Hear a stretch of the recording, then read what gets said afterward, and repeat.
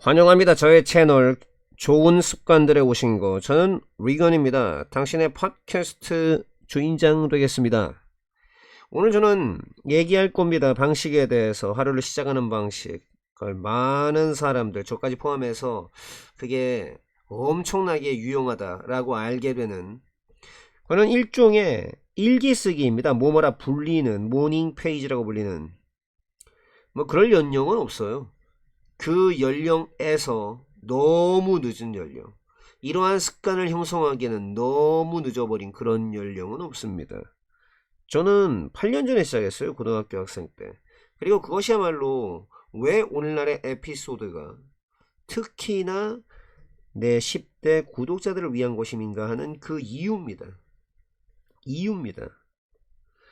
모닝 페이지라고 하는 것은 3페이지짜리 자유글쓰기입니다. 이상적으로 행해지는 것이지요. 우선적으로 행해지는 바로 그런 것이지요. 아침에. 그 개념은 간단합니다. 매일 아침 일어나시고요. 그리고 펜 잡고 공책 잡으세요. 그리고 쓰는 겁니다. 뭐든지 당신 마음을 가로질러서 지나가는, 그게 뭐든지 그걸 다 쓰는 겁니다. 뭐 할 때까지? 당신이 3페이지를 채울 때까지. 그 기술은 원래는 개발이 되어지는 겁니다. 줬던 거예요. 도와주기 위해서. 작가와 그리고 예술가들이 극복하도록 돕기 위해서. 창의성의 상실을, 하지만 어떤 사람이도 그걸 쓸 수 있어요. 더 나은 삶을 위해서 말이죠. 요렇게 틀린 거 골라봐라, 뭐 요런 거. 장문해봐라, 뭐 요런 거. 써봐라, 요런 거. 없습니다. 맞는 혹은 틀린 방법은 없습니다. 쓸 당신의 모닝 페이지를. 하지만 두 가지 규칙은 있지요. 우선 첫째로는 판단하지 마세요. 당신의 글쓰기 좋다 나쁘다라고. 이런 페이지들은요, 의도가 되어져 있거든요. 뭐뭐 되기로. 뇌 정화가 되기로 말이죠. 그래서 걱정하지 마세요. 글쓰기를 올바르게 하는 것에 대해서. 둘째로는 유지하세요. 당신의 글쓰기를 완전히 사적인 걸로, 즉 비공개로 유지하세요. 중요합니다. 당신이 쓰는 거 자유롭게 그리고 정직하게. 당신은 심지어 권장받을 수도 있죠. 추천받거나 충고를 받을 수가 있는 겁니다. 읽지 말라고. 당신 글쓰기를 당신이 직접 몇 주간. 이제 제가 한번 공유해 보겠습니다. 어떤 사람들의 경험을 말이죠. 제가 인터뷰를 했었던 바로 데이빗, 주방장이자 부엌 관리자이기도 한데요. 그 사람이 쭉 써왔었죠. 모닝 페이지를 2년 동안. 그 사람이 이렇게 얘기를 합니다. 제 직업은 굉장히 스트레스를 엄청 주는 성향이 있습니다. 제가 모닝 페이지 쓰기를 시작했을 때 전 그냥 썼죠. 많은 불평불만을 썼습니다. 제 힘든 인생에 대한 불평불만을 썼습니다. 나중에 전 질문을 하기 시작했죠. 뭐 이를테면, 뭐가 내 삶을 더 쉽게 만들까? 오늘날 내가 어떻게 개선시킬 수 있지? 내 조리법을. 이따금씩 전 계속해서 물어봤습니다. 질문을. 제가 도달할 때까지 말이죠. 일종의 이 클릭의 순간, 그건 마치 그런 느낌이었습니다. 문이 열리는 것과 같은 느낌이었지요. 엄청난 생각에. 요즘엔 전 덜 스트레스를 받고요. 그리고 제 일을 더 즐기고요. 그리고 더 생산적이 된답니다. 이제는 우리 한번 들어봅시다. 유나의 이야기. 고등학교 2학년 학생인, 제가 이 훈련을 시작했을 때, 작년에 말이죠.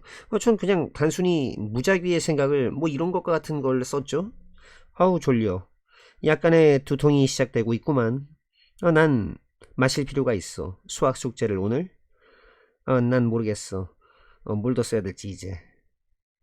근데 곧 전 알게 되었죠. 제가 점점 더 깊은 사고를 가지게 됐다는 걸요. 이제 전 보통은 시작합니다. 글쓰기로요. 오늘날의 과업이나 걱정거리를 쓰는 걸로 시작하죠. 그 이후에 저는 쓰거든요. 제 꿈들에 대해서. 그리고 어떻게 이동할지, 그것들을 향해 말이죠. 전 종종 떠올려요. 멋진 계획들, 그리고 아주 명쾌한 목적성이라는 그 느낌. 하루를 시작할 말이죠. 가장 중요하게 저는 훨씬 더 행복해졌어요. 전보다. 전 완전하게 공감할 수 있습니다. 이 두 사람에게. 왜냐하면 그들의 경험들은 굉장히 비슷하기 때문입니다. 저의 것과. 유나와 마찬가지로 전 이 일기 쓰기를 시작했습니다. 제 1학년 때, 고등학교 1학년 때 말이죠. 바로 그때 전 길을 잃었다라고 느낌을 받았고요. 스트레스 엄청 받는다라는 느낌도 받았고, 확실하지 않다는 느낌도 받았습니다. 미래에 대해서. 근데 그건 쉽지 않았어요. 제가 집중하는 거 말이죠. 그랬을 적에 제가 처음에 한번 써봤을 때 말입니다. 세 페이지의 매일매일의 페이지를 전 기대하지 않았습니다. 그걸 끝까지 고수할 것이다. 계속 지켜나갈 것이다 라는 걸요. 하지만 전 했어요. 그리고 그건 제 인생을 바꾸어 놓았죠. 풀어놓는 거, 내 느낌을 종이에다 매일 아침 풀어놓는 것은 도와줬습니다. 도움이 된 거예요. 덜어내는데 말이죠. 제 감정의 긴장감을 전 얻었습니다. 더 많은 내적인 평화를. 그리고 그것은 개선시켜 주었지요. 제 학교의 수행도를요. 뭐 데이빗과 마찬가지로 전 많은 질문들을 물어봤습니다. 예를 들어서 왜 내가 어저께 그렇게 열받았었지? 왜 일들이 좀 덜 재밌을까? 왜 만사가 덜 재밌을까 요즘에? 그리고 나서 전 시작을 했지요. 끌어올리는 거, 더 많은 도전적인 그런 것들을요. 뭐가 나를 더 행복하게 만들어줄 수 있을까? 지금 당장. 뭐가 나의 이상적인 미래일까? 내가 거기 도달할 수 있을까? 어떻게? 답하는 거, 이러한 질문들에 답하는 건 저에게 보여줬습니다. 무슨 종류의 인간인지 제가. 그리고 무엇인지, 나의 필요한 거, 나의 가치관, 열정, 재능이 무엇이었는지를 더 중요하게 저는 알게 되었습니다. 무엇을 제가 진정으로 원했는지요. 전 기억이 났어요. 제 어린 시절의 꿈들 되는 거. 작가도 되고 작곡가도 되고 라디오 호스트가 되는 거 말입니다. 점점 애매하고 희미했던 그런 아이디어들이 더 명백해졌습니다. 명백한 계획이 되었죠. 몇 년 있다가 여기 이제 제가 있는 거예요. 성공적인 팟캐스터이자 블로거인 제가 말이죠. 저는 또한 출간했습니다. 책을. 그리고 음악 앨범도 출간했죠. 내 모닝 페이지라고 하는 거. 그리고 그것을 저는 여전히 씁니다. 매일매일. 그 모닝 페이지들이 좋습니다. 저에게. 바로 추진력을 주었습니다. 그리고 생각을 주었습니다. 성취할 수 있는 이러한 목표를 말이죠. 지나는 구독자 여러분, 당신 한번 해볼 건가요? 쓰기를. 이 모닝 페이지를 역시. 당신은 절대로 알지 못할 겁니다. 무슨 창조적인 에너지 혹은 아이디어를 당신이 가지고 있는지 말이죠. 당신이 시작할 때까지 한번 탐사하는 것을 시작해 볼 때까지는 말이죠. 완벽주의자가 되려고 하지 마세요. 하지만 만약 당신이 놓친다면 며칠을 단순하게 그냥 당신의 공책을 여는 거, 그리고 다시 한번 시작을 한번 해보세요. 만약 며칠 놓치면 그냥 공책 열어서 다시 시작하시면 됩니다. 그 궁극적인 목표는 개선시키는 것입니다. 당신의 정신적인 건강을. 그리고 돕는 거죠. 당신을 이끌 수 있도록 돕는 거예요. 당신이 더 행복하고 더 창의적인 삶을 영위하고 이끌 수 있도록 도움을 주는 겁니다. 요령들, 만들기 위한 요령, 습관이 정착하고 들러붙도록 만드는데 도움이 되는 그런 팁들. 형성하는 거, 새로운 습관을 형성하는 건 쉽지 않습니다. 특히나 시작점에선 말이죠. 있습니다. 5가지 방법이 있죠. 시작할 습관을. 그 습관이 정말로 딱 들러붙는, 완전히 몸에 배는. 첫째로 작게 시작하세요. 하려고 애쓰지 마십시오. 너무나 많은 것을 너무나 빠르게. 습관이란 건 형성됩니다. 그걸 통해서, 반복을 통해서. 그래서 만드세요. 변화를 더 쉽도록 만드세요. 반복하기에 쉽게. 둘째로는 만드세요. 당신의 목표를 구체적인 것으로 만드세요. 그렇게 말하지 마세요. 나 명상해야지. 규칙적으로. 이렇게 말하세요. 난 명상을 할 거야. 5분간 매일. 이건 효과가 있습니다. 훨씬 더 좋게 효과가 있죠. 만약에 당신이 조합한다는 말입니다. 당신의 새로운 습관을 현존하고 있는 것과. 예를 들면 내가 내 일을 다 끈 다음에 아침에 난 명상을 할 거야. 5분간. 그럴 적에 당신의 고정되어진 습관, 고착화된 습관이 그렇게 될 적에, 단서가 될 적에 행동에 대한 당신의 새로운 습관은 더욱더 그럴 것 같습니다. 몸에 뵐 것 같아요. 들러붙을 것 같다고요. 셋째로 만드세요. 그걸 매력적이게끔 만드세요. 짝을 지으세요. 당신의 새로운 변화를 그것과 당신이 좋아하는 그것과. 당신은 들을 수 있습니다. 당신이 가장 좋아하는 차분한 음악을 들을 수 있습니다. 명상을 하면서. 네 번째로는 따라가세요. 당신의 과정을요. 표시하세요. 달력에다가 X표를 가지고서 표시를 하세요. 매번 당신이 마칠 적에 무언가를 보는 거.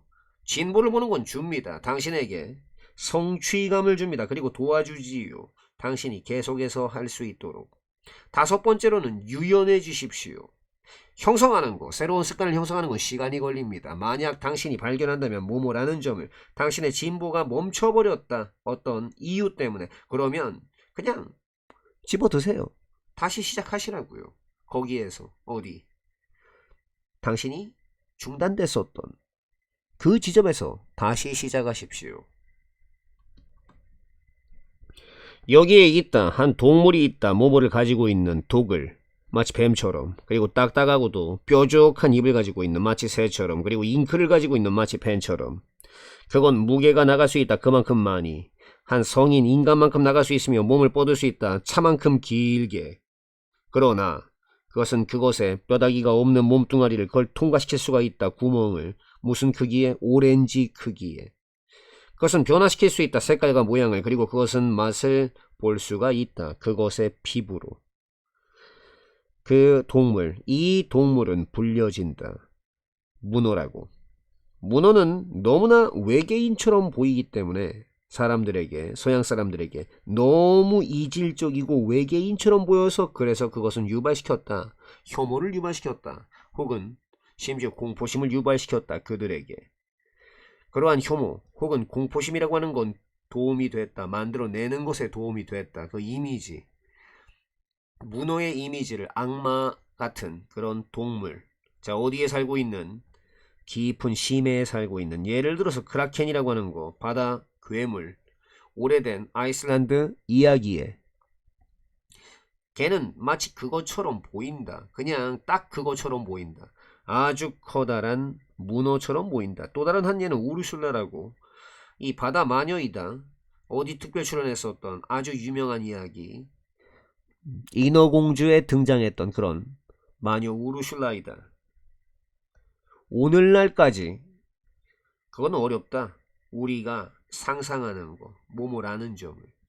문어라는 거, 인간이라는 것들 공유한다라는 거. 어떤 의미 있는 유사성을 공유한다라고 상상하는 것은 어렵다. 언급한 사실 아닌 거. 그 동안에 지난 수십 년간의 세월 동안에 그러나 과학자들은 시작했다. 찾아내는 걸 시작했다. 점점 더 많은 유사점을. 문어와 인간 사이에. 자, 그 중에 하나.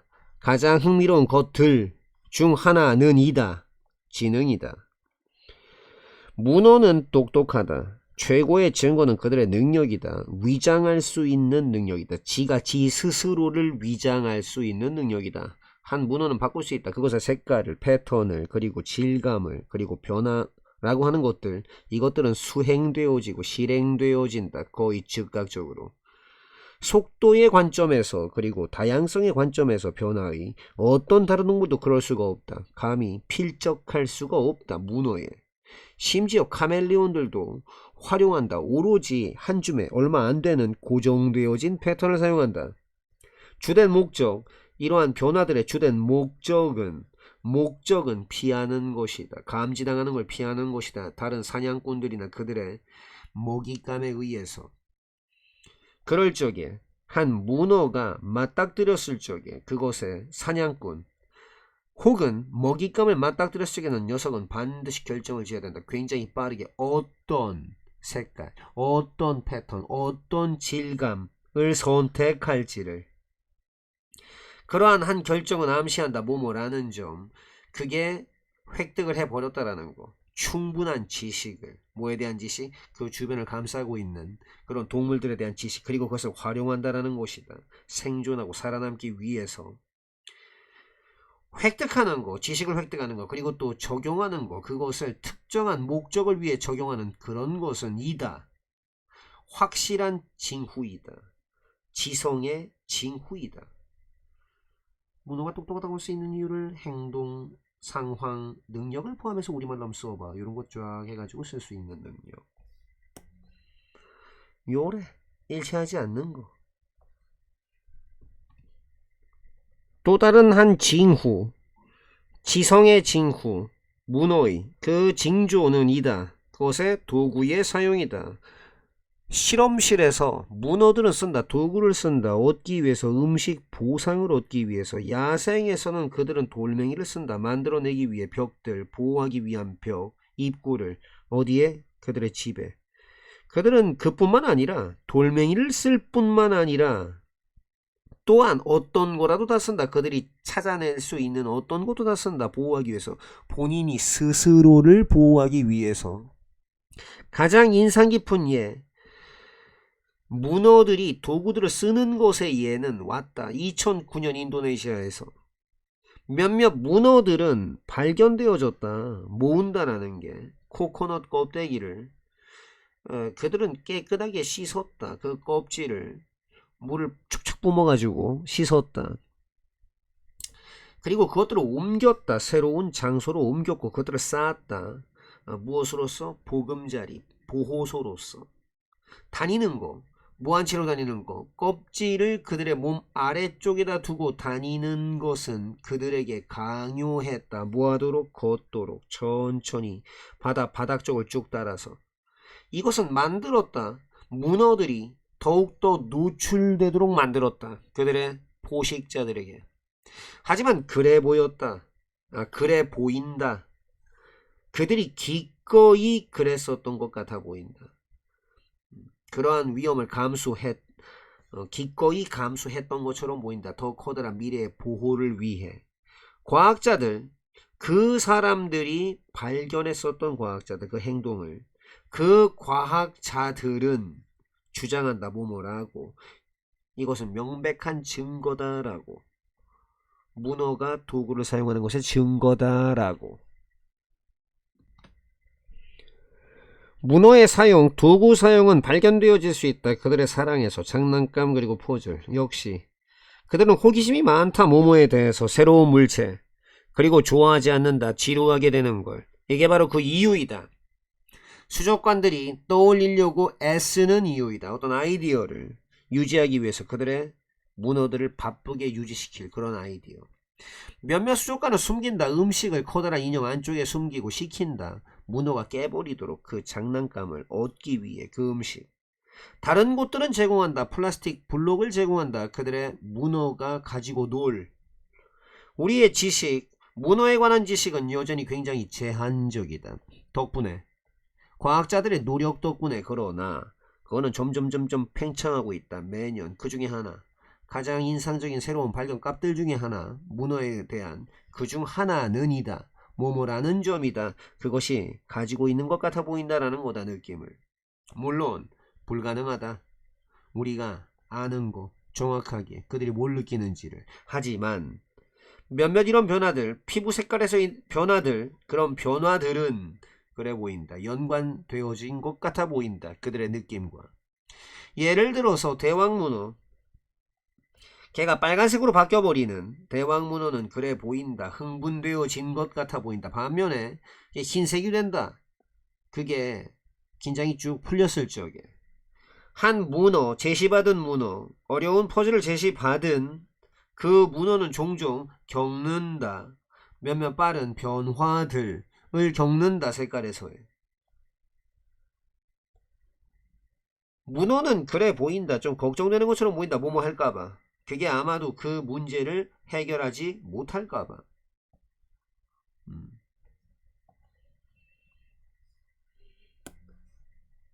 요렇게.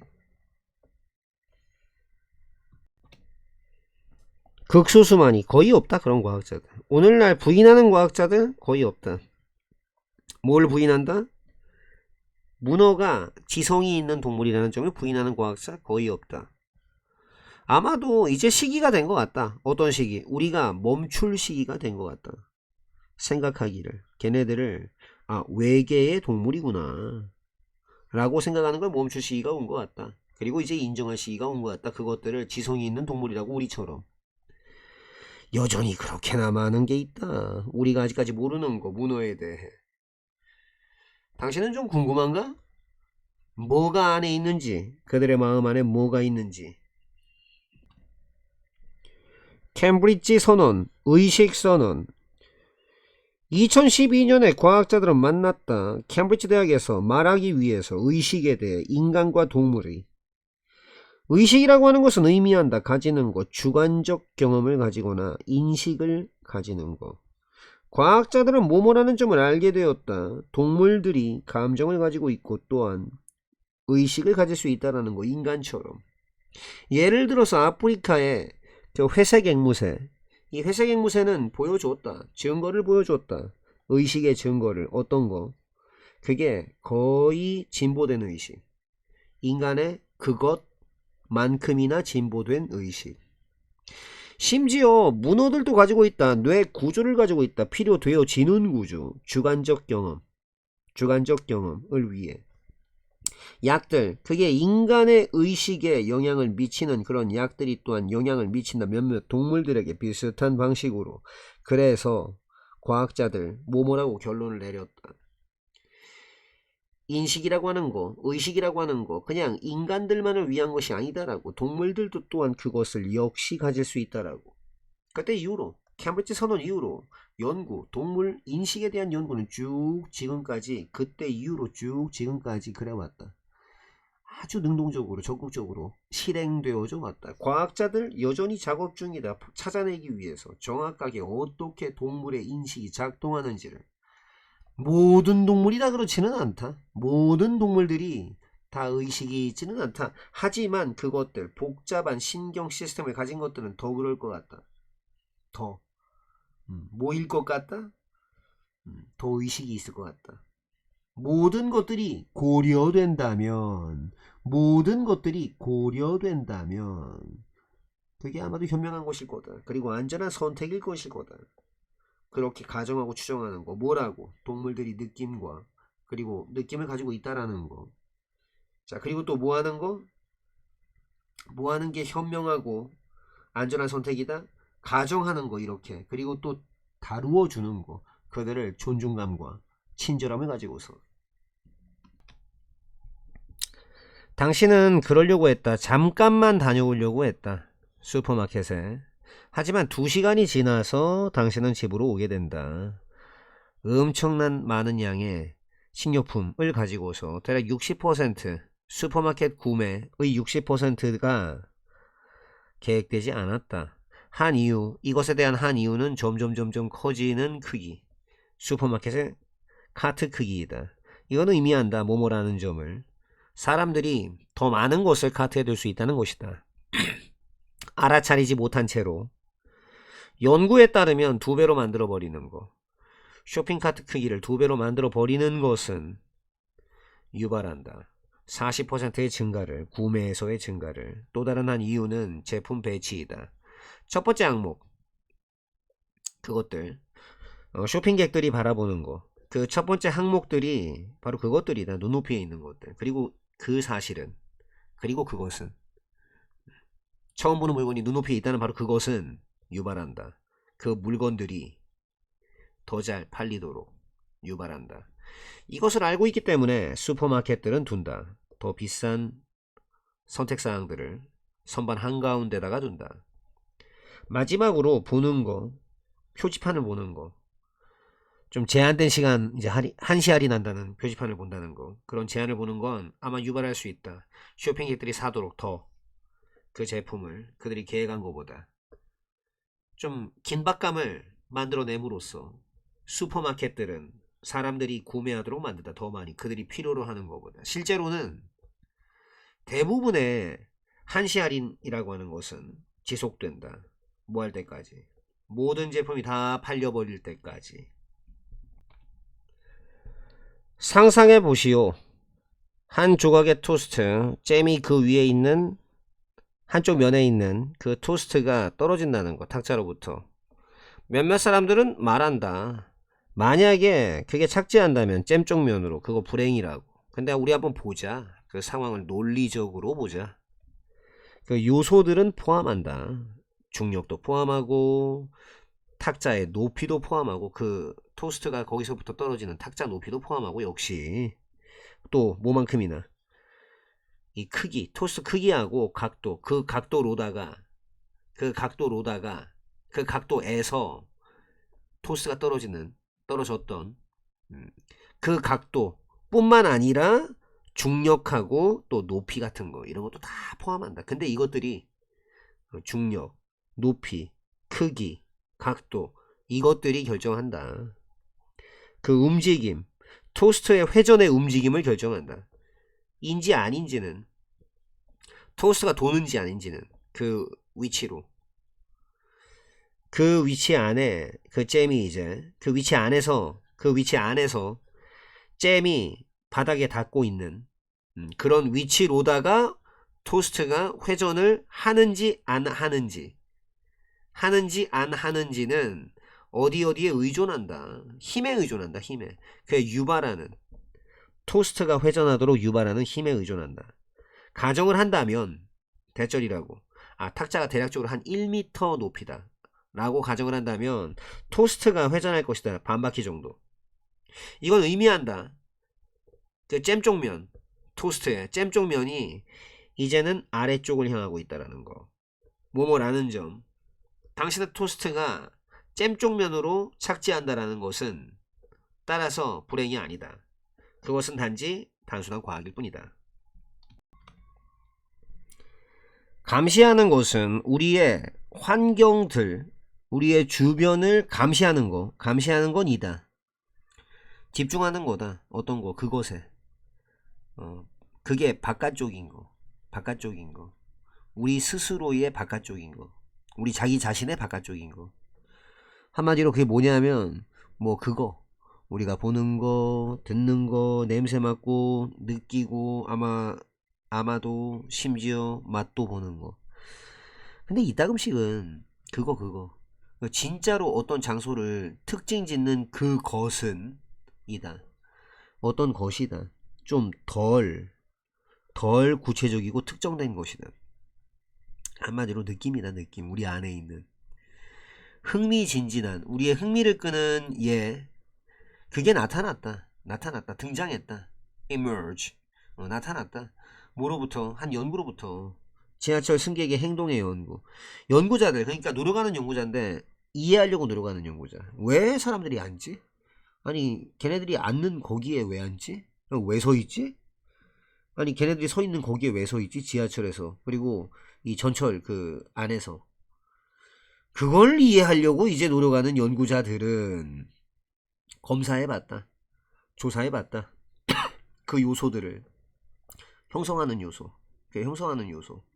방식을 형성하는 요소. 타는 사람들이 썼던 그리고 탐색했던 바로 그 장소를 다양한 상황 하에서 그런 방식을 이제 형성하는 요소들을 한번 검토해봤다. 자, 그 중에 하나. 그들이 발견한 것들 중에 하나가 포함했다. 이유를 포함했다. 많은 승객들이 자리 잡기, 자기 자신을 그냥 심어버리는 거. 자리 잡는 거를 좋아했던 이유. 어디 가까이에? 그 전차의 문 쪽, 그 가까이에. 부분적으로는 이거. 문 근처에 자리 잡는 거. 이게 명백한 편리성이었다. 편리성. 가능하게 되는 것의 편리성. 나가는 게 가능한 거. 좀 더 빠르게. 근데 또 그거는 형성이 됐다. 부분적으로는 뭐에 의해서 형성이 됐느냐 하면 더 추상적인 감정에 의해서. 그 열망. 피하려는 열망. 그러니까 이따금씩은 좀 뭔가 불편한 그 느낌. 좀 우연히 그냥 아이 컨택을 해버리는 눈을 마주쳐버리는 앉아있는 seated 조심하시고 앉아있는 승객들과 그런 왜냐면 이게 앉히다기 때문에 이러면 앉아있는이 됩니다. 앉히다 앉혀진 그러니까 앉아있는 승객들 우리는 느낌을 보지는 못하는데 근데 그것들은 굉장히 실제적이며 그리고 그것들이 영향을 미친다. 우리의 세상에 대한 경험에 영향을 미친다. 우리 모두는 대략적인 지도를 가지고 있다. 세계 지도를. 우리 마음속에 대략적 지도를 가지고 있다. 놀랄 것도 아니다. 그것은 대절이라는 거. 이러한 정신적 지도가 늘 믿을 만한 것은 아니다라는 거. 예를 들어서 그건 굉장히 흔한 오류이다. 믿는 거 뭐뭐라고. 남아메리카가 직접적으로 북아메리카의 남쪽이다라는 거. 사실은 그건 있다. 주로 대개가 남동쪽에 있다. 명백한 이유가 하나 있다. 이러한 오해에 있어서는. 그거는 남아메리카라고 불리는 것이다.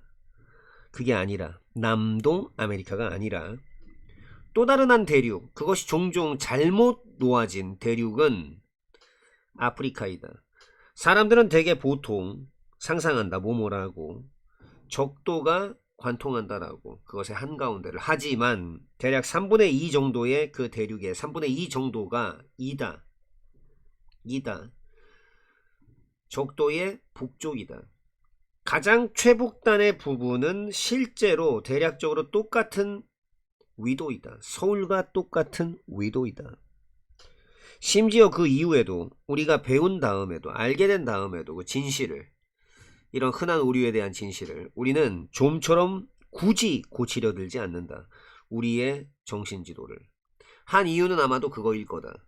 이 지도가 단순하게 좀 대략적인 그런 스케치라는 것일 거다.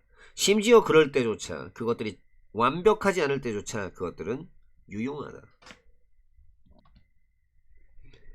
흰 머리카락을 하고 있는 엉클샘은 노인인데 착용하고 있는, 중절모를 착용하고 있고 줄무늬 바지를 입고 있는 그런 노인인데, 이 사람 잘 알려진 상징이다. 미국의.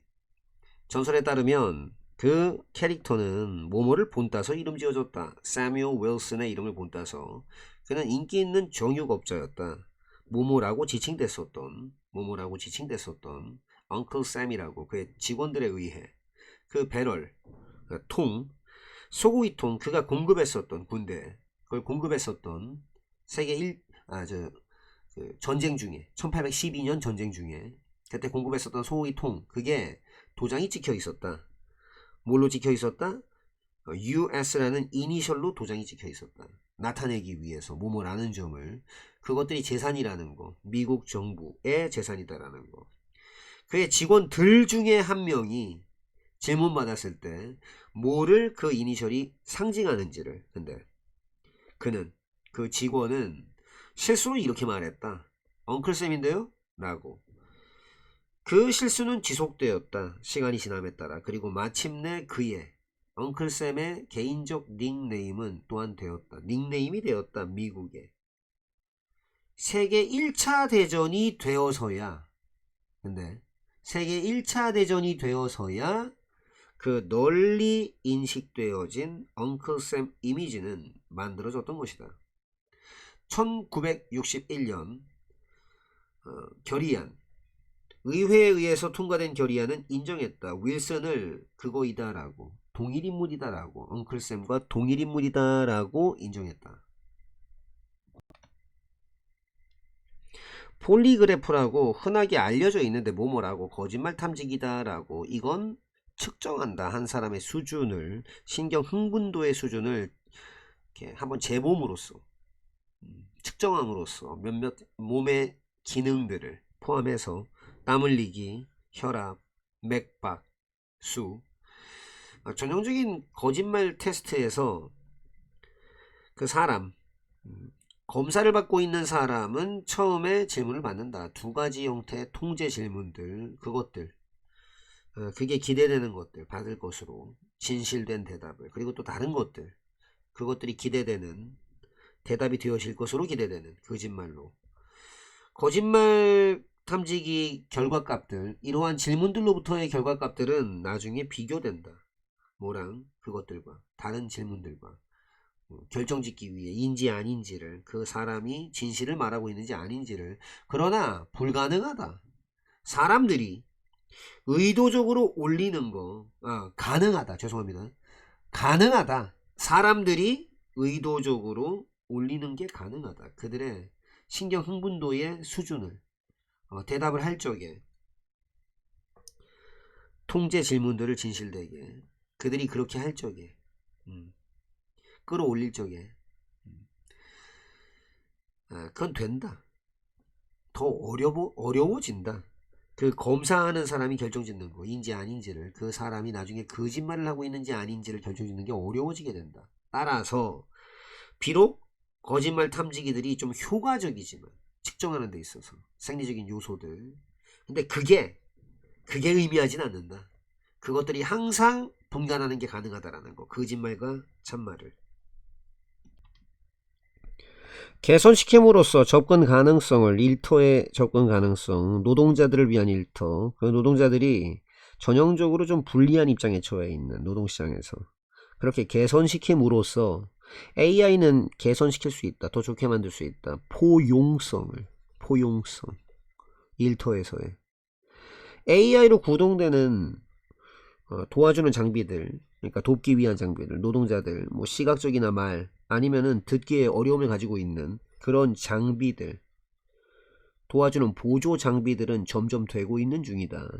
더 널리 퍼지고 있는 중이다. 개선시키면서 접근을 어디로의 접근을 그리고 또 질을 무엇의 질 일터로의 접근과 일터의 질 이걸 개선시키면서 어떤 사람들을 위한 장애를 가진 예를 들어서 말 인식 솔루션 어떤 사람들을 위한 구음 장애를 가지고 있는 아니면은 실시간 자막 달기 시스템 같은 것들 귀가 안 들리거나 아니면 조금 듣기 어려운 사람들의 말을 듣는 게 좀 어려운 사람들 그러니까 사람들의 말을 듣는 게 좀 어려움을 겪는 사람들 그런 시스템이 용이하게 할 수 있다. 의사소통을 동료들과의 그리고 또 접근을 용이하게 할 수 있다. 어떤 직업으로의 어떤 직업 거기에서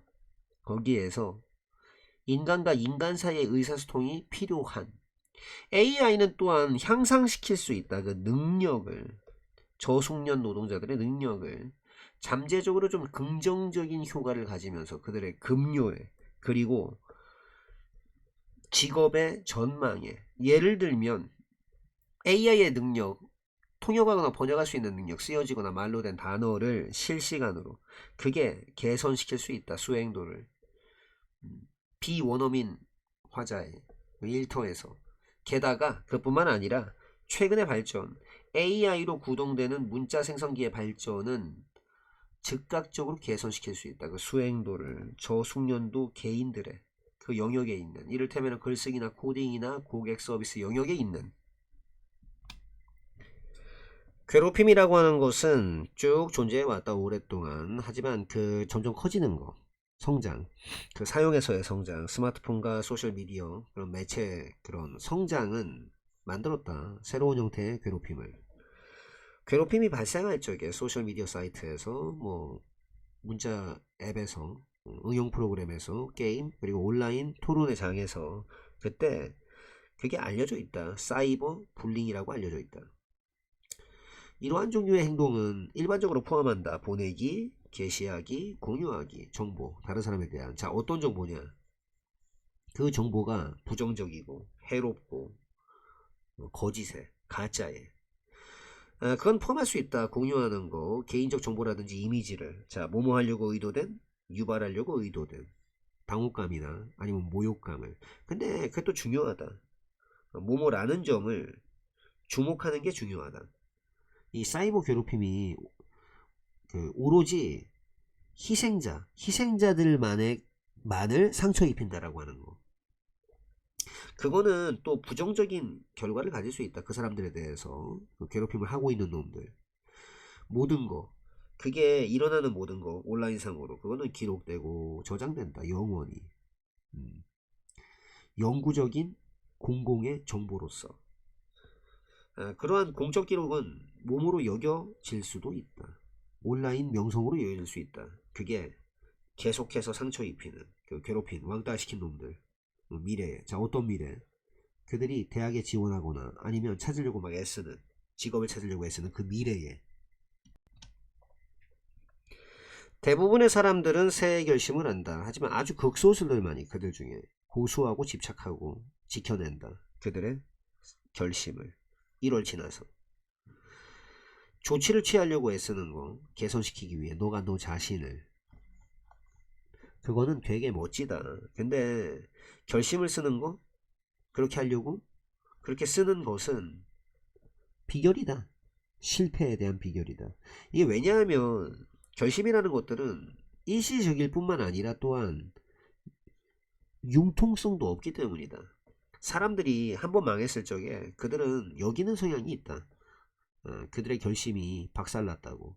그래서 그들은 돌아간다. 그들의 옛 방식으로. 피하기 위해 이러한 종류의 상황을 요구하지 마라. 완벽함을. 너 자신에게서. 자기 비판적이 되는 것을 그만둬. 그리고 자기 동기부여를 주는 것으로 시작해. 그것을. 하나의 좌절. 끝이 아니다. 모든 당신의 힘든 노력에. 또한 분명히 해라. 이러한 목표가 구체적이 되는 거. 애매하고 그러니까 vague, 흐릿하게 되는 거 말고 구체적으로 되는 거. 만약 당신의 목표가 살 빼는 거면 예를 들어서 그냥 기억해라. 쓰는 거 모든 것을. 뭐 이를테면 당신이 뭘 먹는지 또는 당신이 먹는 거 그리고 무슨 종류의 무슨 운동을 당신이 하는지. 마지막으로 목표를 선택해라. 요구하는 목표, 변화를 행동에서. 이게 당신을 도와줄 거다. 개발하도록. 지속가능한 변화를 당신의 삶에서. 그게 2월 1일날 끝나지 않게 될. 아마도 더 나쁘다.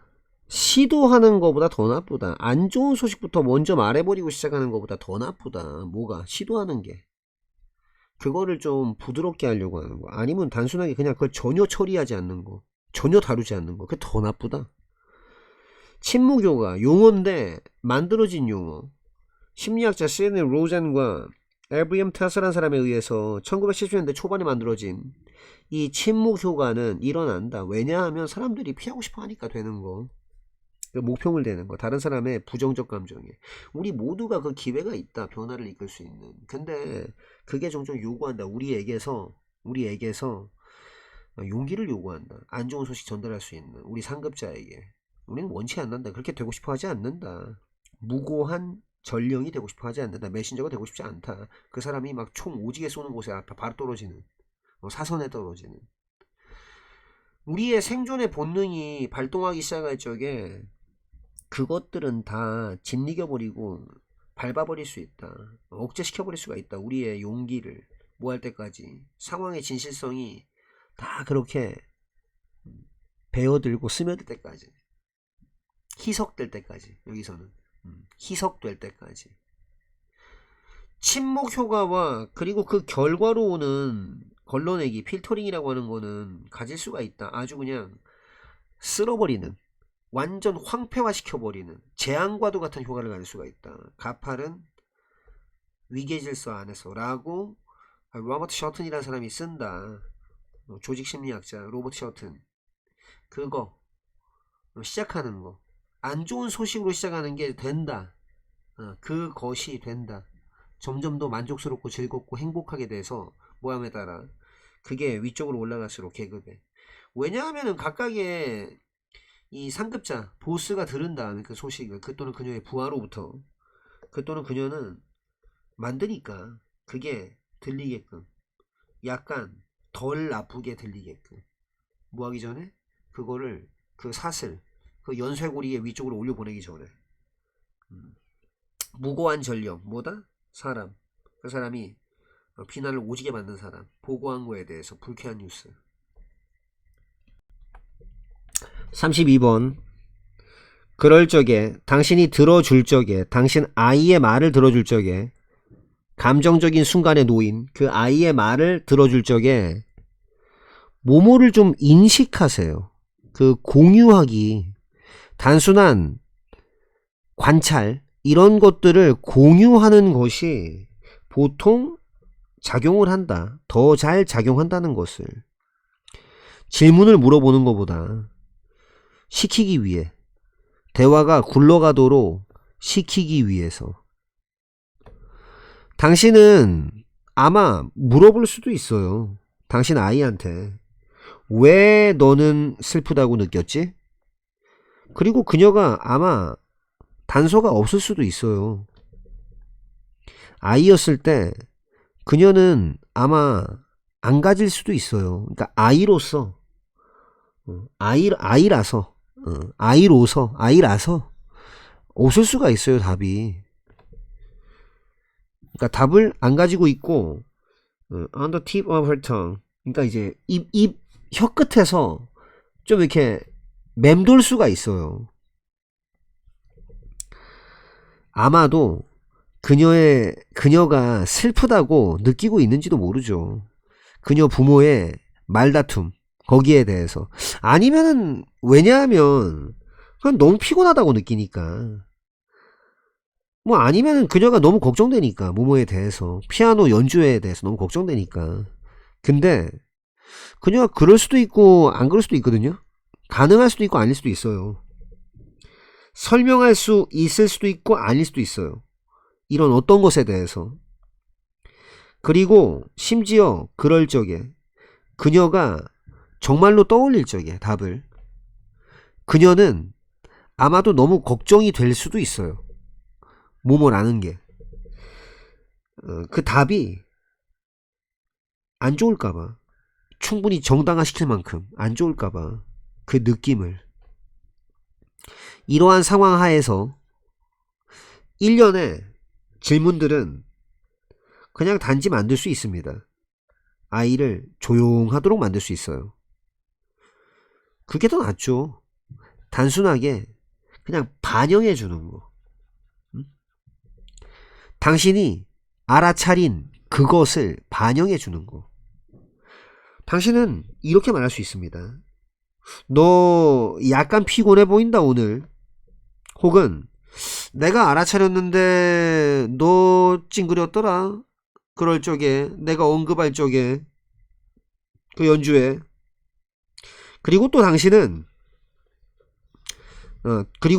당신은 당신은 기다릴 수 있어요.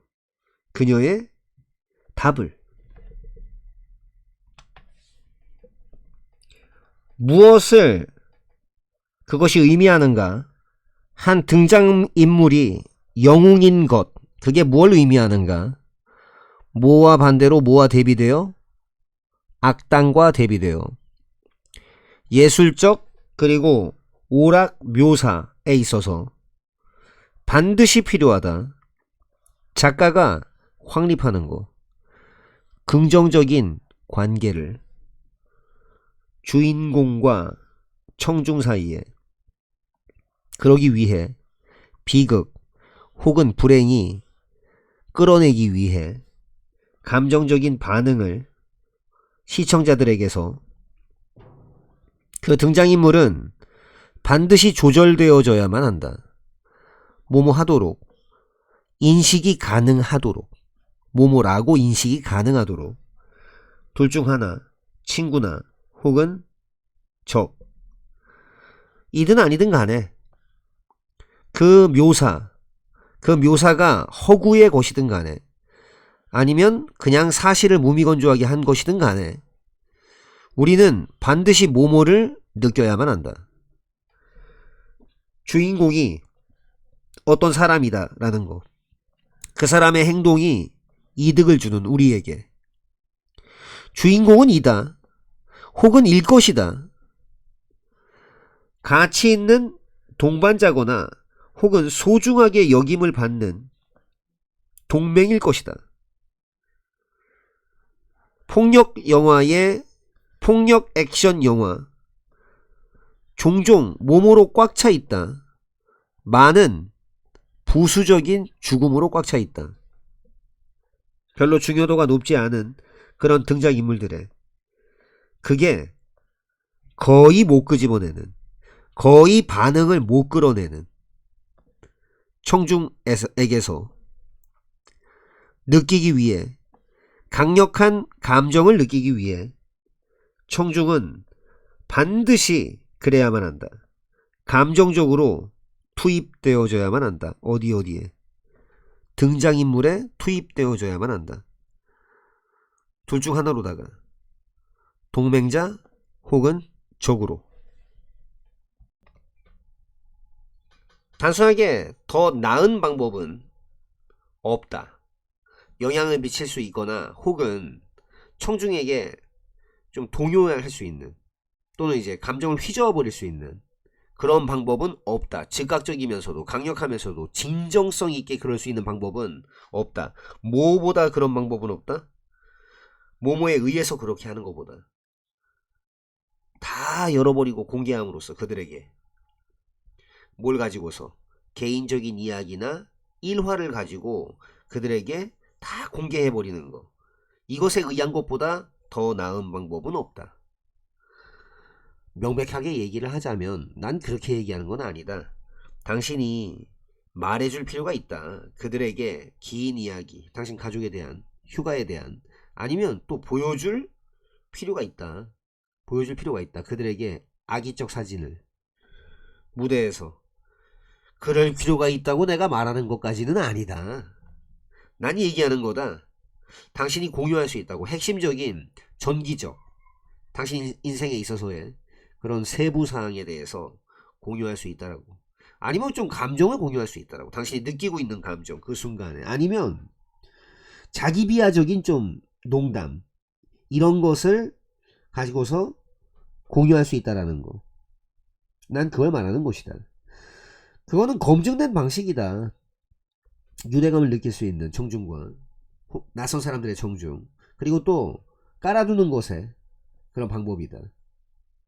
그 기틀, 토대를 당신이 그러고 나서 그들을 설득할 수 있는 그러한 방식, 기틀. 가혹한 현실은 몸을 아는 점이다. 사람들은 당신의 주장 이런 것에 유대감을 안 느낀다는 거다. 아무것도 없는 진공 상태에서. 하지만 그들은 그럴 거다. 그렇게 말한다. 이 말하는 거 코치 반스 반덴 벨드란 사람은 그들이 당신과 유대감을 형성할 것이다 라고 말한다. 그 사람, 그러한 주장을 하는 사람, 바로 당신과 공유함으로써 뭔가 드러내는, 폭로해주는 그런 이야기를, 아니면 개인적인 결함 이런 것들을 얘기함으로써 당신은 청중 멤버들에게 방식을 허용해준다. 당신과 동일시할 수 있는 그런 방법을. 우리는 이제 그 지점에 있다. 그 전례 없는 유전적, 문화적, 그리고 환경적 힘, 권력의 지점에 있다. 한 종으로서. 그리고 우리는 연결되어져 있다. 거의 모든 한 사람 골라서 한 사람한테 다 연결되어 있다. 지구상으로, 지구상에서 우리는 구현화된, 현신화된 육체를 가진 그런 개체들이다. 갇혀있는 제한된 시간 안에. 하지만 우리는 또한 네트워크화된 자료의 흐름이고 기억이자 영향을 미치는 자이자 그리고 더 웅대하고 커다란 인류의 부분이기도 하다. 우리의 결정, 오늘날의 그 결정은 가진다. 먼 거리에 미치는 광범위한 영향력을 가진다. 그 영향력이 두는 책임을 우리에게 책임을 딱 둬버리는. 자, 어떤 책임이냐 하면 첫 번째, 자, 좋은 조상이 되라는 책임. 두 번째, 장기적인 안목을 좀 취해보라는 책임. 시간여행을 저 앞으로 한번 가보라는 책임. 그리고 상상해보라는 책임. 그 행복을 상상해보라는 책임. 수십억 명의 사람들, 그 사람들의 삶이 사라지게 될 그 세상에서, 우리가 현재 만들고 있는 세상에서 수생이 전에 우두머리들, 이 북미 지역의 이로코이족 그 사람들의 우두머리들은 만들었다. 7세대 관리, 어떤 집사로서의 정신 이런 걸 만들었다. 그리고 또 이들이 가르쳤다. 사람들한테 고려해보라고. 영향력을, 모든 각각의 영향력을, 아이들에 대한 영향력을 7세대까지 미래로 미치는 그런 영향력을 고려해보라고. 그 소중한 수십 년의 세월, 지구가 우리의 곳인 그런 수십 년의 세월 안에 비록 그렇긴 한데 우리가 정원을 즐기고는 있지만 우리 조상들에 의해 심겨진, 훔치면 안 된다. 우리는 그 그늘을 우리의 후손들로부터 훔치면 안 된다. 뭐뭐에도 불구하고 학습된 섭식 행동에도 불구하고 그게 형성되어진 초기 어린 시절에, 그리고 또 타고난 생물학적인 차이점에도 불구하고 맛의 선호도라고 하는 건 바뀔 수도 있다. 우리 인생 내내 신경 가소성 때문에. 그게 무슨 말이냐면 이제 우리 뇌의 놀라운 적응성, 이것 때문에 훨씬 더 많은, 훨씬 더 더한 유연성이 존재한다. 음식의 행동에 있어서 대부분이 생각하는 것보다 더, 심지어 우리가 나이가 들 때. 이것은 굉장히 멋진, 아주 좋은 소식이다. 모험심이 있는 먹는 사람들에게. 그 사람들이 이제 좀 확장시키기를 원하는 그들의 저녁 메뉴를. 뭐 크고 맛있는 세상 아니야 바깥쪽은 어차피. 그리고 그거 참 놀라운 소식이다. 그 사람들에게 열렬히 원하는 사람, 깨버리기를, 형편없는 식습관을. 딱 그런 것처럼 아이들이 점점 좋아하는 걸 배우는 것처럼 영양가 있는 음식을 또한 역시 어른들이 재조정할 수 있어. 도치 재조정할 수 있어. 그들의 취향, 입맛을. 많은 사람들, 그 사람들이 전환하는 사람들, 가공 처리된 곡물 음식, 뭐 이를테면 흰빵, 흰 쌀밥에서, 가공 처리된 곡물에서 어디로, 통곡물 형태로 전환을 하는 그런 많은 사람들이, 예를 들자면 그 많은 사람들은 점점 선호하는 걸 배운다. 견과류 풍미, 그리고 또 좀 씹는 맛이 있는, 좀 질기거나 좀 이렇게 쫄깃쫄깃한 씹는 맛이 있는 식감, 그거를 점점 좋아하는 걸 배우게 된다. 반복되어진 노출, 그리고 또 기꺼이 하려는 마음, 의지, 변하려고 하는, 그게 핵심이다. 수능, 10대 시절의 수능은 쭉 연구되어져 왔다. 둠으로써, 젊은 사람들을 상황에 둠으로써. 자, 어떤 상황이냐면 그들이 만들라고 요청을 받는 그런 상황. 선택이나 결정을 해라 라고. 그 선택이나 결정에서 그게 그래 보이는, 좀 위반되는 것처럼 보이는 모든 다른 사람, 그 집단에 있는 모든 각각의 다른 사람이 말하고 있는 거랑 위반되는 것 같아 보이는. 흥미로운 것은 그 결과들에 대해서, 이런 연구들에, 거기에 대해서 흥미로운 것은 이다. 그 수능이라는 거, 그러니까 뭐뭐라는 점인데, 수능이라는 것이 퍼져지지는 않는다는 것이다. 똑같이 모든 연령대를 가로질러. 따라서 그 기꺼이 하려는 마음, 기꺼이 다른 사람에게 동조하려는 그 마음은 도달하게 된다. 정점에 14세 연령쯤에. 그 이후로는 그 성향은 감소한다. 그래서 한 16, 17세쯤이 되면 젊은 사람들 훨씬 더 좀 반대할 수 있게 된다. 동의하지 않을 수가 있게 된다. 집단에. 그리고 또 옹호할 수 있게 된다. 자기 자신의 의견을. 이게 중요한 결과값이다. 그것은 보여준다. 몸을 아는 점을, 또는 몸을 아는 점을 입증한다. 영향력, 또래 집단의 영향력이 똑같지는 않다는 거. 모든 연령대를 가로질러서. 젊은 사람들이 점점 성숙해감에 따라 그들은 더욱더 회복 탄력적이 되고 더욱더 방어할 수 있게 된다. 그들의 의견을 개인으로서.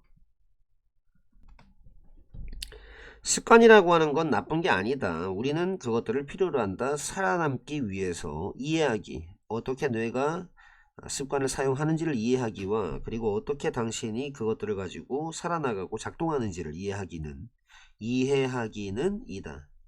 중요하다. 사업에. 한 질문, 물어봐야 할 한 가지 질문은 이다. 당신은 정말로 애쓰고 있는가? 습관을 깨려고. 아니면 당신 그냥 더 잘할 건가?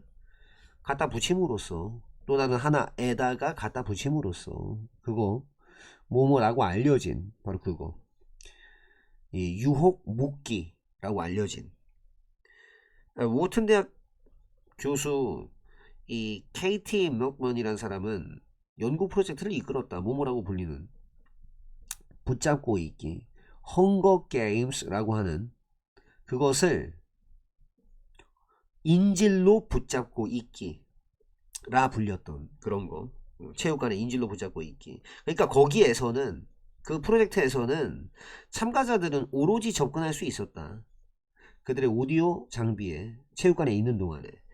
이거는 좀 사용하는 것이다. 좀 유혹적인 습관을. 한마디로 듣는 거. 그 멋진 오디오북을. 그리고 또 결합한다. 이것은 결합한다. 그것을 습관과 결합한다. 사람들이 만들고 싶어 하기는 하지만 아마 만약에 그렇지 않았더라면, 즉 결합되지 않았더라면, 좋아하는 것과 습관, 원래 만들고자 하는 그 습관을 결합하지 않았더라면, 그렇지 않았더라면 그렇게 느낄 수밖에 없는, 아마도 느낄 수밖에 없는, 강제받는다라고 느끼는, 그러니까 내가 미룰 수밖에 없다라고 느끼는, 미룰 수밖에 없다라고 느끼는, 마치 운동 같은 거, 이를테면 그런 습관. 참가자들, 그 사람들의 장비가 이 인질로 붙잡혀 있었던 그 참가자들이 51% 더욱더 방문할 것 같았다. 체육관을. 그리고 정말로 놀라운 것은 바로 그것이다. 일어났던 바로 그 일이다. 그게 끝난 다음에 거의 3분의 2가 돈을 지불하기로 선택했다. 가지려고. 오로지 체육관의 접근을 가지려고. 그들의 장비, 그들의 기기, 거기에 대해서 오로지 체육관에만 접근하도록 그렇게 하는 걸 선택했다.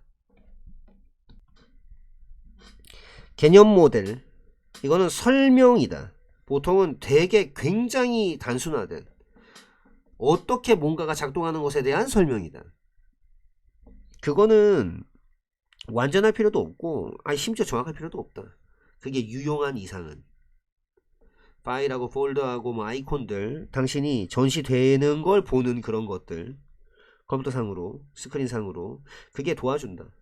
사람들이 만들도록 개념 모형을, 뭐 문서라든가 폴더 같은 것들 컴퓨터 안에 있는, 아니면 그거의 개념 모델, 뭐 응용 프로그램, 그러니까 앱이라든가 아니면 응용 프로그램 같은 것들, 같은 말인데 뭐 아무튼 스크린상으로. 이 사실 어떤 폴더가 안에 있지는 않다. 컴퓨터 안에 있지는 않다. 그것들은 효과적인 개념화이다. 설계된, 만들려고 설계된 그것들이 사용하기에는 더 쉽게끔 그렇게 만들려고 설계된, 이따금씩 이러한 묘사, 설명, 이런 것들이 혼란을 가중시킨다. 덧붙인다, 혼란을.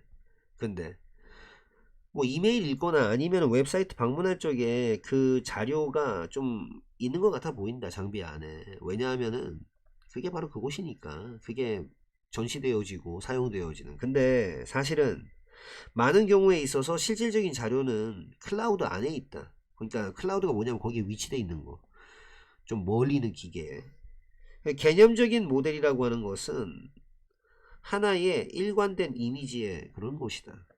반면에 그게 아마도 실제로 구성되어질 수도 있다. 어떤 부분들로. 그리고 그 각각의 것들은 다양한 기계들에 좀 위치되어질 수 있다. 그게 거의 세상 어디에나 있을 수가 있는. 그 주요한 교통의 틀, 방식, 개발도상국에서의, 뭐 심지어 대도시에서의 그러한 주요한 교통 방식은 이다.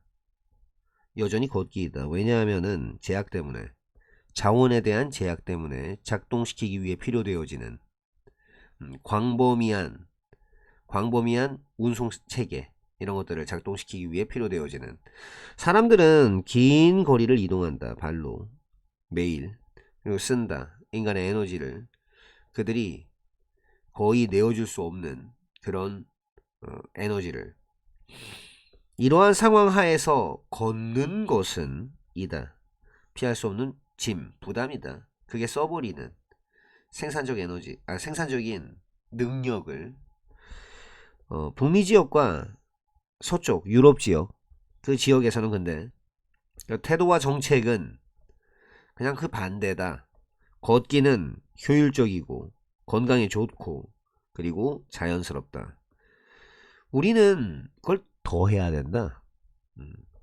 거의 모든 사람이 동의한다, 그 점은. 그리고 일부, 현재 추세의 일부는 뒤집어져야만 한다. 바뀌어야 된다. 뒤바뀌어야 된다. 역설적이게도 그 중에서 가장 인기 있는 운동 기계들, 헬스클럽과 집에 있는 그 기계들의 가장 인기 있는 그 기계들 사이에 러닝머신들이 있다. 그게 걷기를 흉내내는. 그리고 그것은 만약 그렇지 않다면, 그러니까 이제 이 완전 직접적으로 얘기하면 요 트레드밀스, 러닝머신이 헬스클럽과 집에서 가장 인기 있는 운동기계 사이에 있는 게 아니었다면 성취가 될 수도 있었어요. 운송 목적으로 길에서 딱 그런 것처럼 다른 방들, 당신의 집에 있는 다른 방들이 유발할 수 있는 것처럼 불안감을 채워졌을 때 너무나 많은 물건으로 똑같은 게 사실이다. 아이들에게도 만약에 놀이공간이 수용한다면, 각각의 하나의 장난감을 다 수용한다면, 여지껏 구매가 쭉 돼왔었던 그들을 위해서 어렸을 때부터, 그럼 그들은 아마도 표현하는 게 불가능할 것이다. 그들의 느낌을 표현하는 게 불가능할 수도 있겠지. 하지만 또 그들은 압도당한다고 느껴버릴 것이다. 그렇게나 많은 물건에 의해서. 이건 우리에게 모모를 생각나게 한다. 어떻게 여자들이 바라보는지, 그들의 옷들로 꽉 차 있는 옷장을 바라보고, 그리고 생각하는 거, 아, 입을 게 없네. 그거를 생각나게 한다. 개정, 수정이라고 하는 거, 이제 상황을 바꿔야 되는 것이 도와준다. 모든 사람이 보도록, 그들이 가지고 있는 거 또는 뭘 가지고 있는지를 보도록, 그리고 쓰도록, 그들이 소유하고 있는 것을 쓰도록 도와준다. 그럴 적에, 너무나 많은 볼 것이 있을 적에, 너무나 많이 그냥 이렇게 넘어다녀야 될 게 많을 적에, 그리고 너무나 많은 입력값이 있을 적에, 그때 아이들은 힘든 시기를 겪는다. 선택을 하는 곳에 힘든 시기를 겪는다. 간소화하는 거, 놀이공간을. 너무나 중요하다. 당신은 원한다. 아이가 막 영감을 받는다라는 느낌을 받기를 원하고, 상상력이 좀 풍부해지기를 느끼기를 원한다. 방에서 뭐 우유부단함 또는 좀 주저함, 이런 걸 가지고서 압도당하는 그런 게 아니라, 학생들은 종종 착각한다. 친숙함을 진정한 숙달과 착각한다. 만들어내면서 좀 위험한 착각을, 능력의 착각을, 그 착각에서는 정보를 인식하는 것이 마치 그런 느낌이다. 진짜 지식 같이 느껴진다. 하지만 그들은 굉장히 고통을 겪고 굉장히 애쓰고 힘들어한다. 요청받았을 때 회상하라고, 아니면 적용해 보라고, 그것을 독자적으로. 이런 인지적인 편향성 강화되는데, 수동적인 학습 방법에 의해 강화되는데 이끈다. 학습자들이 과대평가하도록 그들의 이해를, 가르치는 거, 자료들을 가르치는 거, 심지어 뭐 비공식적이거나 아니면 가상으로, 그게 능동적으로 적극적으로 대응하는 것이다. 이러한 착각에 요구함으로써 깊은 심층 처리, 능동적인 회상, 구조화된 조직화, 그리고 또 모함으로써, 드러냄으로써 격차를, 지식에서의, 그거는 도입한다. 강력한 방법들, 뭐 이를테면 가르치기, 가상의 학생들, 또래 가르치기, 동료 가르치기, 스터디 그룹에서 파인만 기법 사용하기, 그리고 설명 쓰기, 다른 일을 위해 궁극적으로는 채택하기, 선생의 마음가짐을 채택하기는 바꿔놓는다. 표면적 친숙함을 진정한 숙달로 바꿔놓는다. 노출시키면서, 채워 넣으면서, 격차를 지식에서, 그리고 또 보장하면서, 확실하게 견고하면서 믿을 수 있는 이해를. 대략적으로 기원전 3000년경부터 수메르 관리들은 표시하고는 했었다. 그들의 제품 목록들을 점토판에다가, 만약에 그들이 원했다면 기록하기를, 5마리 물고기, 그들은 그러곤 했었다. 표시하곤 했었다. 5개의 물고기 그림들을. 그들의 최초의 위대한 지적인 도약은 왔다. 분리시키는 것으로부터 왔다. 숫자를 그 대상으로부터, 그들이 세고 있던 대상으로부터. 다른 말로 하자면 그들은 나타내곤 했었다. 5마리 물고기를 그 숫자를 가지고서, 수메르 숫자를 가지고서, 숫자 5에 해당하는 수메르 숫자를 가지고서 그 옆에 물고기 상징 옆에다가 만약에 그들이 원했다면 묘사하기를 5마리의 어떤 다른 것을, 그럼 그들은 깨달았던 거다. 아, 우리가 유지할 수 있구나. 그들이 똑같은 숫자를, 그리고 바꿀 수 있구나. 그 대상 상징을 소로 바꿀 수도 있고, 기름 한 단지로 바꿀 수 있고, 아니면 무엇이든지, 무슨 다른 것이든지, 그들이 거기에 관심이 있는 무슨 다른 것이든지 그걸로 바꿀 수가 있구나라는 거. 수메르 사람들은 발전시켜 왔다. 발전시켰었다. 그 생각, 자유롭게 되어진 해방된 숫자의 생각, 그게 존재하는 숫자 그 자체로, 그리고 모모랑은 아무런 상관없이 그게 무엇이든지 그 숫자가 사용이 되고 있는데 무엇을 세기 위해서 사용이 되고 있는지, 무엇을 세기 위해서 지금 사용되고 있는지, 그 숫자가 그것과는 아무런 상관이 없이 당연히 여기가 쉽다. 그 자유롭게 된 숫자, 해방된 숫자를 당연하게 여기기가 쉽다. 왜냐하면 그게 너무나 깊이 뿌리내렸기 때문이다. 현대의 생각, 거기에 너무나 깊이 자리 잡고 있기 때문이다. 그러나 가장 초창기 문명들에게 있어서는 그것은 지적으로 새롭기도 하고 극단적으로 강력하기도 했다. 그 강조, 어디에 대한 강조, 배우는 거, 내 집단으로부터 배우는 것의 강조는 거의 고려하지 않는다. 개인하고 상관이 없다. 놀랍게도 비록 그렇긴 한데 우리가 아마 싫어하는데, 일부 그 사람들을 싫어하는데 내 집단 속에 우리는 여전히 그들을 그냥 베낀다. 윌크스, 커비 앤 닐슨이란 사람은 연구했다. 이 베끼는 행동을, 그 맥락 속에서 베끼는 행동, 관찰하는 그 맥락 속에서 어떻게 여는가 퍼즐 박스를 내 집단, 외 집단, 분간됐다. 최소한의 방식으로 쓰면서 간단한 이 색깔로 된 어떤 표시, 구분, 이런 걸 쓰는 손모가지에 손목밴드. 아이들은 단순하게 모든 멤버를 좋아했던 것은 아니다. 일부 좋아할 수는 있는데 모든 멤버를 좋아했던 것은 아니다. 그들의 내 집단의, 그들은 싫어했다. 그 사람들이 행동하는 거 반사회적인 방식으로. 실로 참으로 그들은 좋아했다. 이런 반사회적인 내 집단 멤버들을 덜 좋아했다. 친사회적 멤버들, 외부 집단의. 그럼에도 불구하고 근데 그들이 싫어하는 거, 그들의 싫어하는 것은 영향을 미치진 않았다. 그 성향, 내 집단 행동을 베끼려는 성향, 좀 더 면밀하게 베끼려는 거, 외 집단 행동보다. 이러한 좀 과도한 흉내내기는 드러낸다. 모모라는 사실을 우리가 베끼고 있지 않다는 거, 배우려고 어떻게 그 상자를 가장 효율적으로 여는가를 배우려고 배우는 게 아니라 우리는 그냥 배우기를 원한다. 어떻게 그냥 그걸 적절한 방식으로 하는지를. 다른 말로 하자면 순응하는 거, 규칙과 관습에, 내 집단의 그 관습에 순응하는 것, 따르는 것, 이것이 적절하게 입증되어질 수 있다. 심지어 반사회적 내 집단 그룹으로부터, 멤버로부터.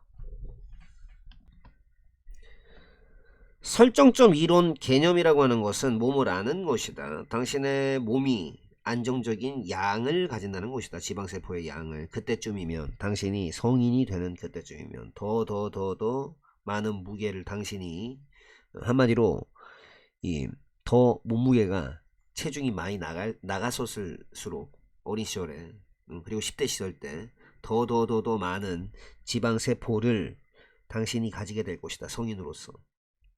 이러한 지방세포들 더 꽉 차게 되거나 더 얇아지게 된다. 당신이 얻거나 잃을 적의 체중을, 성인으로서. 설정점이라고 하는 거는 이 방아쇠다. 방아쇠. 이러한 이 세포들의 방아쇠다. 이 어떤 방아쇠? 그게 보내주는 메시지를 당신의 뇌로. 자, 어떤 메시지? 이렇게 말하는 메시지, 뭐뭐라는 거, 당신의 지방세포가 점점 너무 얇아지고 있다라는 걸 말해주고 있고, 또 당신은 더 먹어야 된다라고 하는 걸 말해주는, 다양한 사람들의 지방세포가 가질 것이다. 다양한 이 설정점을, 그리고 그 강력함, 메시지의 강력함은 영향을 받을 것이다. 그 숫자에 의해서, 세포 숫자에 의해서 여기에 있던 이제 헛소리는 제거하고, 따라서 한 사람, 많은 지방세포를 가지고 있고 그러니까 높은 설정점을 가지고 있는 그 사람은 맞서 싸우게 될 것이다. 강력한 욕망, 열망, 음식에 대한 열망, 다이어트를 할 적에. 처음에는 그 캐치프레이즈, 사람의 뭐 귀나 눈을 확 잡아버리는 그런 문구, 덜 있는 게 더 많은 거다라는 게 간단한 의미를 가지고 있었다. 처음에 언급되어졌는데, 로버트 브라우닝의 시 안드레아 델 사르토라고 하는 그 시에서 언급됐는데, 그건 제시한다, 시사한다, 뭐뭐라는 점을. 단순한 모든 거, 이게 더 낫다라는 거, 그리고 더 아름답다라는 거, 뭐보다 복잡하거나 뒤엉킨 거보다. 요즘에는 이 문구는 들린다, 자주. 아마도 너무 자주 들린다. 하지만 중요하다, 인식하는 거, 뭐뭐라는 점을. 그 방식, 생각 방식, 그게 어디에 있는 생각 방식, 이러한 말 뒤에 놓여있는 생각 방식이 천천히 없애버린다는 거. 특정한 습관을 우리의 삶에서 없애버린다는 거, 사라지게 한다는 거. 빈칸추론 유료. 예를 들면, 생각해봐라. 무겁고 육중한 라디오 리시버, 수신기 한번 생각해봐라. 그게 존재했던 예전에, 시간이 지남에 따라 이 버튼들 많은 게 뭐뭐로 보아졌다, 뭐뭐라고, 잉여다, 여분이다 라고, 그리고 제거되었다. 그리고 각각의 이 축소, 줄임과 더불어서 이런 장비들은 결국에는 뭐뭐로 발전되었다, 전화기로 발전되었다. 우리의 주머니 안에 있는 그 크기, 물체 크기가 점점 더 작아졌고, 그리고 기능들, 버튼의 기능들은 상실되게 되었다. 점 3개짜리 메뉴, 이것과 이거 안에서, 그리고 다층화된 폴더, 우리 전화기 안에 있는 그 다층화된 폴더 속으로 사라졌다. 우리는 우선 이해할 필요가 있다. 짧지만 숨겨진 역사, 플라스틱 업계의 뒤에 있는 역사를 이해할 필요가 있고, 또 어떻게 그것이 깊이 뿌리내리게 되었는가, 우리의 일상생활 안에 뿌리내리게 되었는가, 그거를 이해할 필요가 있다. 플라스틱 이전에는 사람들은 좀 더 지속 가능하게 살았다. 훨씬 더 적은 쓰레기 문제들을 가지고서 오늘날 우리가 직면하는 것보다. 하지만 플라스틱의 발명, 그것의 재빠른 채택, 2차 세계대전 동안에, 그리고 폭발적으로 들어가게 된 거, 폭발적인 어떤 증가, 소비자 제품으로의, 그 이후에, 이 세 가지 이후에 플라스틱은 어디나 다 있다. 점점 커지는 업계는 상징하게 되었다. 편리함과 번영을, 아메리칸 드림에. 이 꿈은 어떤 대가와 더불어서 오게 된다. 시간이 지남에 따라 사람들은 이제 알아차리기 시작했다, 환경적인 영향력을. 그리고 초창기 씨앗들, 오늘날의 환경운동의 씨앗이 심겨졌다. 하지만 플라스틱 업계는 재빠르게 대응했다. 이러한 우려와 걱정들에 출범시키면서, 시작하면서 캠페인들을, 그게 제시했던 재활용을 해결책으로 모든 문제에 대한, 그들은 그 아이디어, 생각을 밀어붙였다.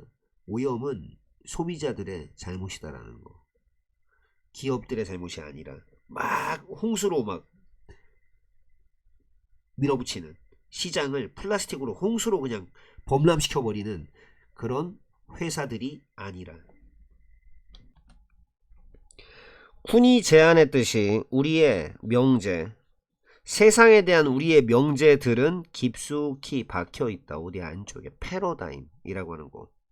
그러니까 대략적인 하나의 망, 상호간에 연관되어져 있는 약속들의 망, 특정 이론에 대한, 한마디로 패러다임, 그 안에 박혀있다. 그러니까 특정 이론이라든가 아니면 주제가 되는 그것에 대한 개념이라든가 아니면 방법론적인 관습들, 이런 것들에 대한 서로 간에 얽히고 설키고 연결되어져 있는 그 약속, 그것들의 망, 대략적으로 그런 패러다임 안에 깊숙이 박혀있다. 따라서 과학자들이 떠맡고 할 적에 연구를, 그들은 그렇게 한다. 연구를 또 맞는다.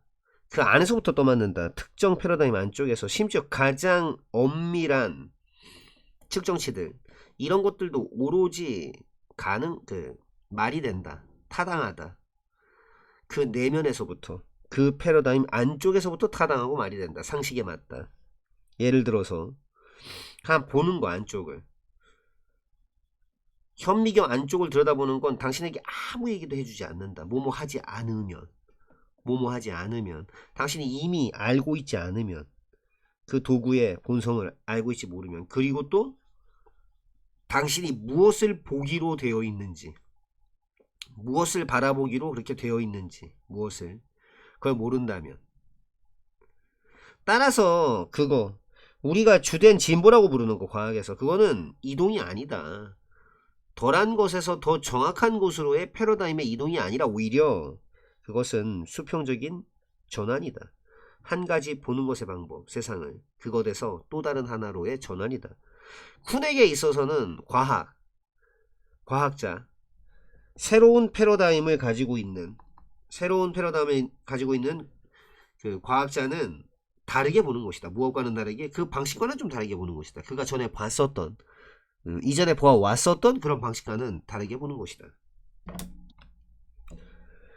두 번 방문하기. 하나, 우리의 추운 온실들 중 하나에 두 번 방문하기. 한 번은 새벽에, 이 무슨 영화권 밤, 그 이후의 새벽녘에, 그리고 또 나머지 한 번은 몇 시간 지나서, 그렇게 방문하기는 제공한다. 좀 놀라운 소개를 제공해준다. 좀 인상적인, 한마디로 어머나 이거 뭐야 하는 소개를 제공해준다. 겨울 수확에 대한 소개를 제공해준다. 새벽 방문 동안에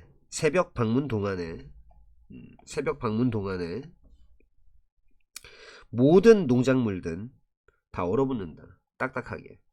이 들어 올리는 거, 안에 커버들, 덮개를 들어 올리는 것, 그 들어 올리는 것이 어려운데, 왜냐하면 그것들, 덮개들이 너무 얼어붙어 있으니까. 그렇게 들어 올리는 것은 드러낸다. 그 광경을, 막 딱딱하고 막 서리로 덮여 있는 잎사귀들, 황량한데 그 정도로 충분한, 납득시킬 정도로 충분한, 모든 어떤 사람에게라도 뭐뭐라는 것을 납득시킬 정도로 충분한, 이 생각은 바보 같다라는 거. 근데 몇 시간 지나서 그 이후에 태양이 막 따뜻하게 데워준 다음에 온실들을 이 어느 좀 위로다가 두 번째 방문은 제시해준다. 기적과도 같은 대조. 안쪽 커버, 안쪽 덮개, 그 아래쪽에는 있다. 아주 촘촘하게 이 좀 간격을 둔 줄들이 있다. 생기 넘치고 건강한 잎사귀들, 그게 막 뻗쳐 있는 그 길이만큼, 온실의 길이만큼, 그 잎사귀 색깔들 다양한 색조로 되어 있는, 녹색, 빨간색, 뭐 밤색, 혹은 뭐 고동색, 노란색, 이런 것들은 밝게 서 있다. 뭘 배경으로 해서, 뭐랑 대비돼서, 좀 어두운 흙과 대비돼서. 그건 마치 그것처럼 보인다. 절대 끝나지 않는 봄처럼 보인다. 육아 전문가들은 말한다. 아이들이 배울 필요가 있다고. 독립심, 회복 탄력성을. 하지만 도시와 교외 지역들은 제공하지 않는다. 안전한 걷기, 자전거, 경로를 학교에. 쇼핑몰들은 10대들을 추방해버린다. 주말에. 그리고 자유시간은 사라진다. 스프레드시트 밑에서, 활동의 스프레드시트 밑에서. 모든 이런 반드시 해야만 하는 것들, 필수사항들은 더 많은 걸 앗아가 버린다. 부모의 시간, 돈을 대처하기 위한, 또는 뭐 아이들을 올바른 곳으로 이끌어주기 위한. 왜냐하면 아이들은 자기 스스로가 그걸 할 수가 없기 때문에, 그렇기 때문에 그랬듯이 이 더비 삭스비라는 사람, 이 임상 심리학자가 최근에 뉴욕타임즈에 썼듯이, 좀 언더 페어런팅이라고 하는 거, 애들 좀 대충 돌보는 그런 건 필요로 한다. 구조적인 변화를. 대부분의 정치 전문가들과는 달리 그녀는 그냥 거기에 대해서 말하고 있는 게 아니다. 경제 정책에 대해서 얘기하고 있는 게 아니다. 뭐 이를테면 가족의 휴가라든가 정부 보조를 받는 그런 아이돌봄. 그녀는 뭐뭐에 대해서 얘기하고 있는 거다. 실질적인 물리적 구조에 대해서, 그리고 또 문화적 변화에 대해서 요구되는 그것들에서, 구조물에서 거주하기 위해서 요구되는, 우리는 다시 만들 필요가 있다. 우리의 관용, 이것을 재구축할 필요가 있다. 아이들에 대한 공공장소에서 그녀는 쓴다. 그리고 만들 필요가 있다. 만들 필요가 있다. 안전한 환경을. 거기에서 가볍게 좀 감시받고 감독을 받는 아이들이 여기저기 자유롭게 왔다 갔다 할 수 있는, 부모가 기르도록 돕기 위해 독립적 아이를 도시와 교외 지역은 만들 필요가 있다. 좀 지원해주는 환경을. 거기에서는 부모가 아이를 키울 수 있다. 좀 부드러운 약간의 어떤 감독하에서, 가벼운 감독하에서 변화를 통해 물리적 환경, 구조, 그리고 문화, 거기에 있어서의 변화를 통해서. 그게 공정하다 말하는 거, 뭐뭐라고. 인내심이 끔찍한 평판을 가지고 있다. 이름을 가지고 있다는 거. 우선 첫째로는 전망. 어떤 거라도 해버리는 것의 전망은, 그걸 이제 당신이 그렇게 말을 듣기를, 그게 필요로 하게 될 인내심을, 그 어떤 것을 하는 전망은 매력이 없어 보인다. 더 구체적으로는 근데 그거는 아주 좀 불안하게 할 정도로 수동적이다. 그것은, 그러니까 인내심은 미덕이다. 그 미덕이 전통적으로 쭉 강요됐었던 가정주부들한테. 반면 이제 그들의 남편들이 좀 더 흥미진진한 삶을 집 밖에서 사는 반면에, 아니면은 미덕은 미덕인데 그게 전통적으로 쭉 강요가 인종적인 소수자들에게 강요가 됐었던 미덕이다. 이 소수자들이 이제 말을 들었었던, 기다리라고, 수십 년 더 기다리라고, 그들의 완전한 시민권을 기다리라고. 재능은 있는데 조금 자기를 내세우지 않는 그런 직원, 그 사람이 이제 좀 인내심 있게 기다리는 승진을 우리가 좀 그렇게 느끼는 경향이 있는데, 그런 직원은 기다리게 될 것이다. 오랜 시간을. 그녀는 아주 뭐 좀 내세우고 있어야 된다. 떠벌리고 있어야 된다. 그녀의 성취를 대신해. 이 모든 경우에서 인내심이라고 하는 거는 그냥 방법이다. 심리적으로 조절하는, 네가 네 스스로를 권력 부족에다가, 한마디로 태도인 것이다.